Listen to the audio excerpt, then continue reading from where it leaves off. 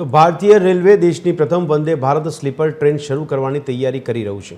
આ semi high speed train Howrah Guwahati route પર દોડશે અને તેનું સંચાલન ઉત્તર પૂર્વ સરહદી રેલવે ઝોન કરશે। આ અત્યાધુનિક નારંગી અને ગ્રે રંગની ટ્રેન મહત્તમ 180 કિલોમીટરની પ્રતિ કલાકની ગતિ માટે ડિઝાઇન કરવામાં આવી છે। તેના લોન્ચ સાથે લાંબા અંતરની રાત્રિ મુસાફરી પહેલાં કરતાં વધુ ઝડપી, સલામત અને આરામદાયક બનશે। રેલવે મંત્રાલયે વંદે ભારત સ્લીપર ટ્રેનો માટે ઉત્પાદન યોજનાને ઝડપી બનાવી છે। ત્યારે હાલમાં વિવિધ તબક્કામાં આશરે 200 વંદે ભારત ટ્રેનો નિર્માણાધીન છે।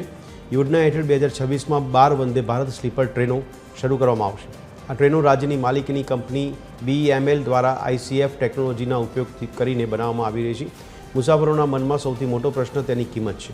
વંદે ભારત સ્લીપર કોચની અંદાજિત કિંમત ₹8.5 કરોડ છે અને આ ખર્ચ મેટ્રો કોચ કરતાં ઓછો એટલે કે ₹10 થી ₹10.5 કરોડ હોય છે।